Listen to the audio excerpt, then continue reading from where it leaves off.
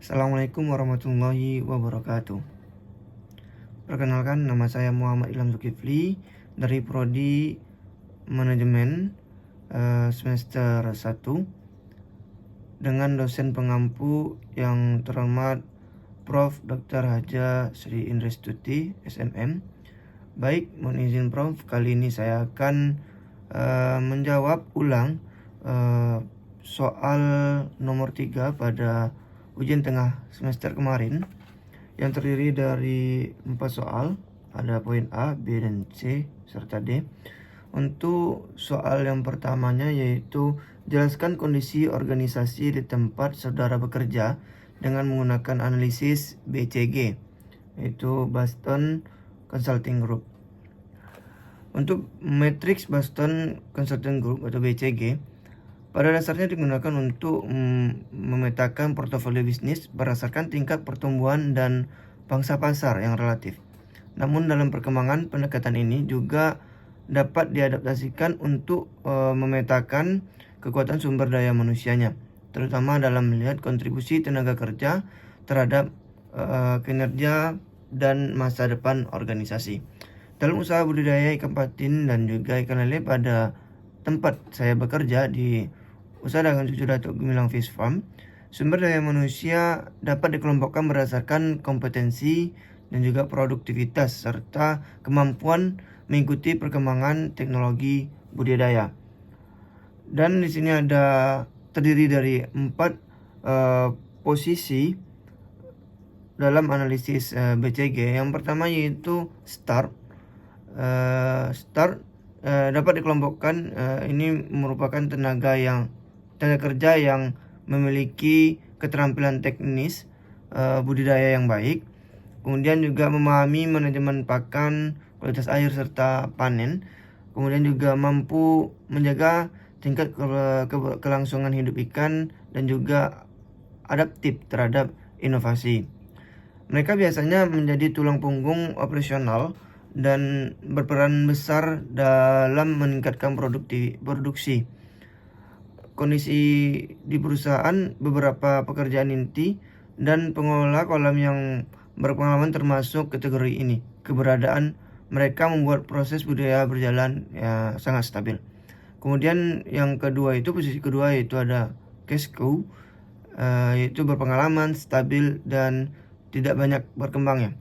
SDM dalam kategori ini sudah lama bekerja, kemudian memahami rutinitas sehari-hari, dan juga produktivitas yang cukup baik serta kurang terdorong melakukan inovasi-inovasi terbaru. Kondisi di perusahaan, mayoritas pekerja lapangan berada pada posisi ini.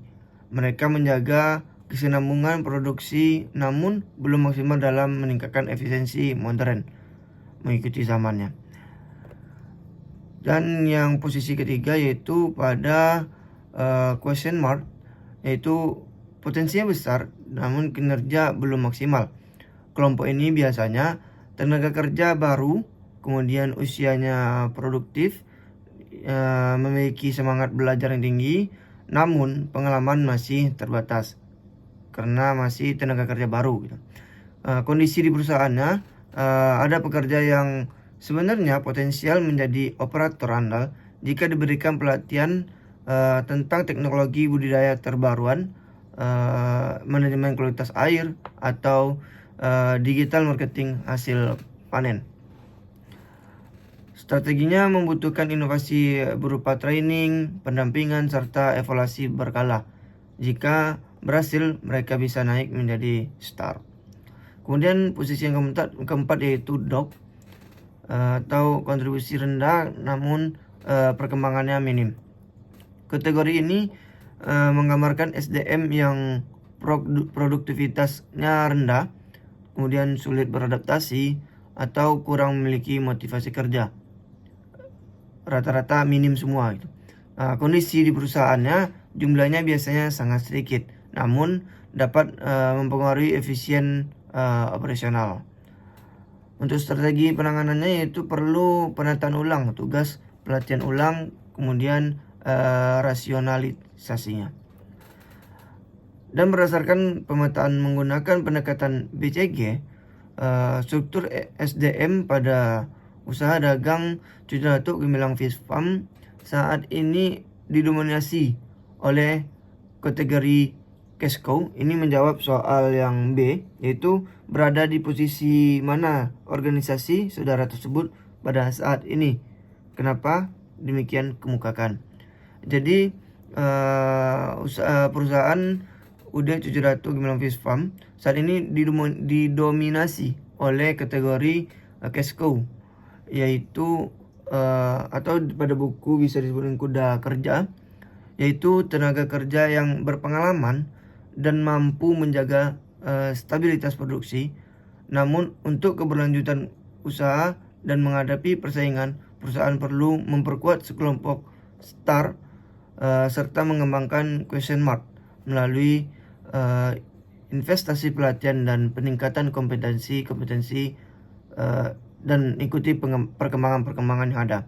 Dengan strategi tersebut, organisasi dapat meningkatkan produktivitas kerjanya, efisiensi biaya operasional dan lain-lain, dan juga daya saing di masa yang akan datang atau masa depan.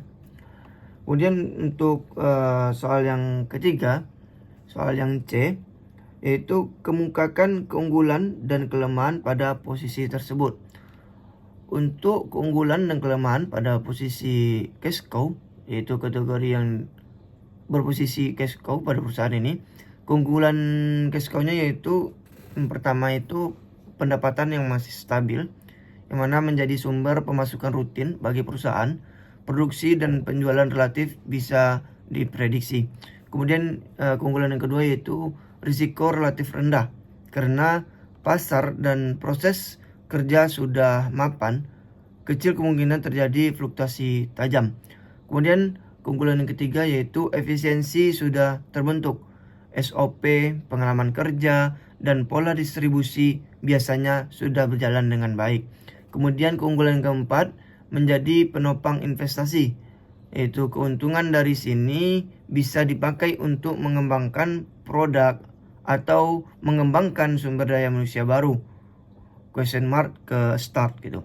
Kemudian keunggulan yang kelima yaitu loyalitas pelanggan sangat tinggi. Biasanya sudah punya pelanggan tetap di perusahaan kita, sudah memiliki pelanggan-pelanggan tetap yang harus kita penuhi kebutuhan setiap harinya. Dan untuk kelemahannya tersendiri, untuk kelemahan pada cash cow yaitu yang pertama yaitu pertumbuhannya lambat, yaitu sulit meningkatkan volume secara signifikan, dengan maksud kebutuhan pasar yang sudah meningkat namun hasil produksi kita belum memadai. Kemudian rawan stagnasi, itu karena merasa sudah nyaman. Kemudian inovasi sering kurang dan kurang terupdate. Kemudian yang ketiga itu bisa kalah oleh pesaing baru. Jika kompetitor datang dengan teknologi lebih modern atau harga yang lebih murah, mungkin pada hasil lebihnya pada hasil produksi hariannya. Kemudian yang keempat itu motivasi SDM bisa menurun. Rutinitas tersebut menerus membuat pekerja terus kurang terdorong meningkatkan kemampuan pada dirinya. Kemudian kelemahan yang kelima yaitu ketergantungan yang sangat berlebihan.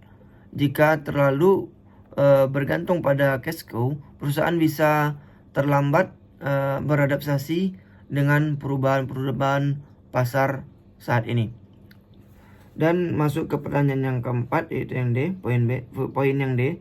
Apa saran dari saudara terhadap kondisi yang dihadapi organisasi tersebut? Kemukakan dengan contoh.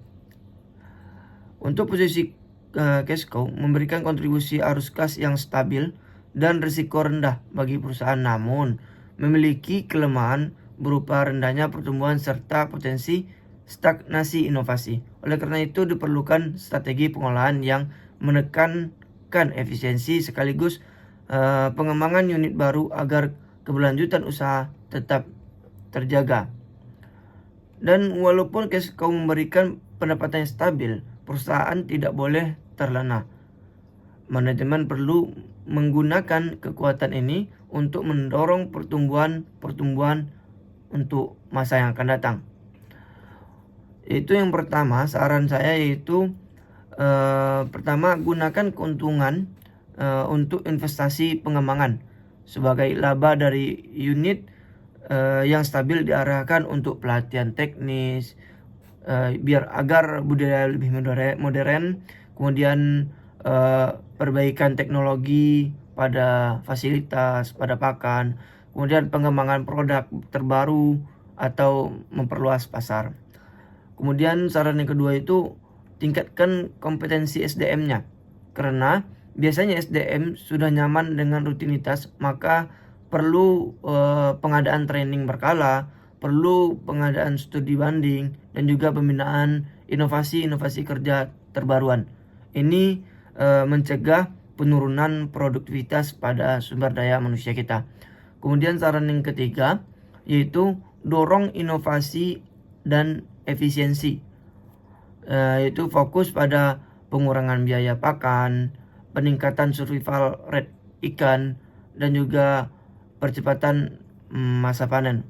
Walaupun pasar tidak tumbuh cepat, margin masih bisa kita naikkan sesuai dengan kondisi yang terjadi pada saat itu. Mungkin yang keempat selanjutnya itu sarannya yaitu memperkuat loyalitas pelanggan, karena pelanggan adalah aset utama Cashco. Jagalah kualitas, tepat waktu dalam distribusi, kemudian bangun komunikasi jangka panjang. Dan saran selanjutnya itu siapkan regenerasi tenaga kerja, karena perlu kaderisasi agar pengetahuan tidak berhenti pada pekerja-pekerja yang lama. Dan saran yang terakhir yaitu hindari ketergantungan tunggal. Manajemen harus mulai membangun lini usaha baru sehingga ketika pasar utama menurun, perusahaan tetap bisa bertahan. Mungkin cukup sekian yang dapat saya jawab untuk soal nomor 3 pada ujian tengah semester kali ini dengan 4 poin soal. Lebih dan kurangnya mohon dimaafkan. Wabillahi taufiq wal hidayah. Assalamualaikum warahmatullahi wabarakatuh.